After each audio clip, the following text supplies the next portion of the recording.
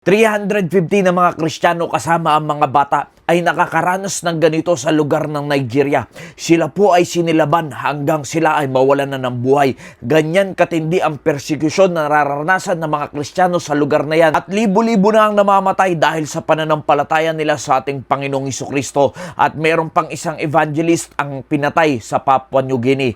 Ganito ang nararanasan ng mga Kristiyano sa iba't ibang panig ng bansa dahil lang sa pananampalataya sa ating Panginoong Jesucristo. Ganito nila ipinaglalaban ang kanilang pananampalataya dahil naniniwala tayo bilang mga Kristiyano.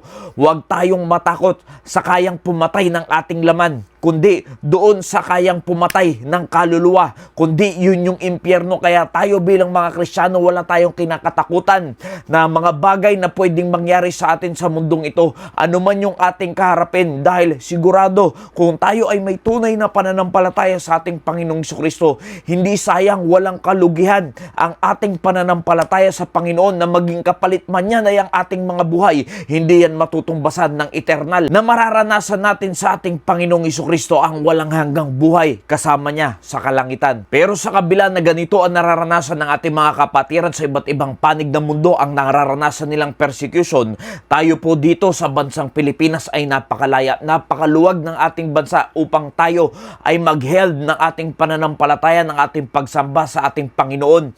Pero sa kabila ng kaluwagan na meron tayo sa bansang ito, ay ganun na lamang din ang pagkagaan ng pananampalataya ng mga Kristiyano. Yung tipong hindi lang napansin sa gawain ng Panginoon ay magtatampo na. Konting ulan lang ay hindi na yan magsisimba sa gawain ng Panginoon. Na-rebuke lang ng konti ay aalis na, magbabackslide na. Samantalang maraming mga Kristiyano ay ang kapalit ng kanilang pananampalataya ay ang kanilang buhay. Pero marami po sa atin hindi pa rin nagsusumikap na talagang ibigay yung kanilang sarili sa ating Panginoon, sa paglilingkod, sa gawain ng Diyos. Samantalang sa iba, hirap na po silang sumamba. Hindi na sila basta-basta magkatipon-tipon dahil yan yung pwedeng maging kapalit sa kanila, ang kanilang mga buhay. Pwede silang mamatay. Pero tayo dito, napakalaya po ng ating bansa, pero hindi nagagawa talaga ng mga ibang Kristiyano ang bagay na talagang maglingkod sa Panginoon hanggang kamatayan. Alam nyo, nakakalungkot. Minsan, may mga maliliit lang tayong problema, hindi na tayo dadalo sa ating bahay-sambahan. Samantalang sila, ganun na lang ka-eager yung kanilang pananampalataya sa Panginoon na kahit na buhay nilang kapalit, sasamba pa rin sila sa Panginoon. Nag-aaway lang mag-asawa, nagkatampuhan lang, meron lang hindi pagkakaunawan, hindi na yan dadalo sa bahay-sambahan ng Panginoon. Ganyan ba kaliit? Ganyan ba kababaw yung dapat maging rason natin upang hindi sumamba sa Panginoon? Tignan nyo na lamang po yung mga taong ito. Libo-libo na yung namamatay dahil lang yan yung totoong pananampalataya nila sa Panginoong Jesucristo, na hindi nila alintana kahit pabuhay nilang maging kapalit basta masamba lang nila ang Panginoon. Kaya mo bang gawin yan? Kung ikaw ba'y nasa ganyang sitwasyon, mananampalataya ka pa rin sa Panginoon, magpapatuloy ka pa rin ba? Dito nga lang na sobrang laya ng ating bansa, hindi lang nagkakaunawan ay hindi nadadalo sa gawain ng Panginoon. What more? Kung yung anak mo, yung pamilya mo, yung mahal mo sa buhay, tutukan ng barel, bigyan ng death threat, at kung ano-ano pang gawin sa ating mga pamilya, hindi ka na ba magpapatuloy, kaibigan kong minamahal?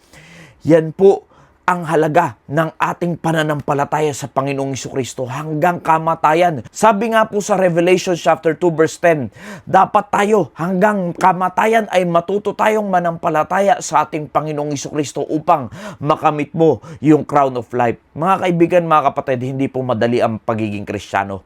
At hindi rin basta-basta sa mga maliliit na problema ay susuko at bibigay ka. Tignan nyo nga po ito, mas matindi yung nararanasan nila. Pero tayo, napakagaan pa na nangyayari sa atin sa bansang ito. Kaya dapat lamang i-take advantage natin yung ganitong kaluwag na sistema ng ating bansa. Hindi pa talaga ganun nakakaranas ng persecution ang mga Kristiyano sa lugar na ito. Kaibigan, dapat i-take advantage na natin yung pagkakataon na yan upang gamitin, upang luwalatiin, sambahin, purihin ng Diyos at maglingkod sa ating Panginoon habang may oras pa, habang may panahon pa, habang malaya pa ang ating bansa. Nawa, naging pagpapala po mensaheng ito. Maraming salamat po and God bless you all.